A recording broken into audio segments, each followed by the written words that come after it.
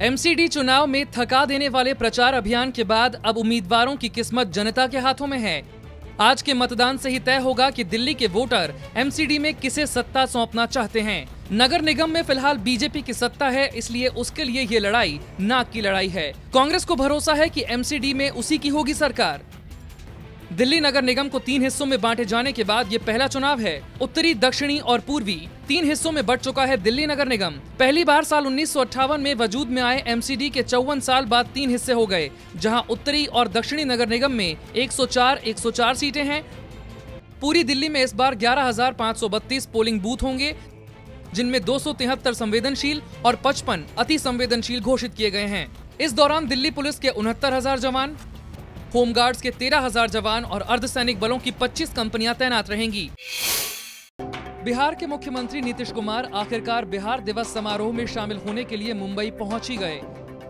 नीतीश कल शाम जब कड़ी सुरक्षा के बीच मुंबई एयरपोर्ट पर उतरे तो मीडिया उनके स्वागत के लिए मौजूद था, लेकिन वो किसी से बात किए बिना ही रवाना हो गए। नीतीश कुमार को आज मुंबई के सोमैया मैदान में बिहार दिवस समारोह में हिस्सा लेना है। वो इस समारोह के मुख्य अतिथि होंगे। महाराष्ट्र नवनिर्माण सेना के अध्यक्ष राज ठाकरे ने कुछ दिनों पहले नीतीश कुमार को मुंबई में बिहार दिवस न मनाने की हिदायत दी थी, लेकिन बाद में दोनों नेताओं की बातचीत से यह विवाद सुलझ गया। निर्मल बाबा पर लगे तमाम आरोपों की वजह से हरिद्वार का संत समाज उनका विरोध कर रहा है।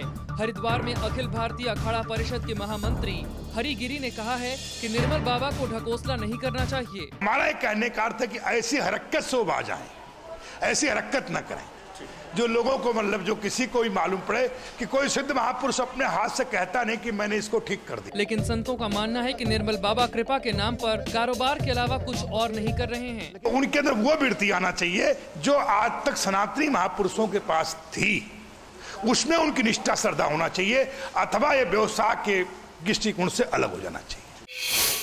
उत्तर प्रदेश में बम्पर जीत के बाद सरकार बनाने वाली समाजवादी पार्टी ऐसा कुछ नहीं करना चाहेगी जिससे मायावती के पक्ष में सहानुभूति की लहर पैदा हो। यूपी के शहरी विकास मंत्री आजम खान ने इलाहाबाद में कहा कि उनकी सरकार ने अब तक कोई काम बदले की भावना से नहीं किया और ना ही ऐसा करेंगे। जो काम उनका था कहने का उन्होंने कहा, सरकार ने सुन लिया। सरकार को जो करना है वो सरकार करेगी, लेकिन सरकार कोई ऐसा काम नहीं करेगी जिससे किसी भी देश के वर्ग को, प्रदेश के वर्ग को, किसी धर्म, किसी समुदाय, किसी जाति को किसी तरह का दुख हो।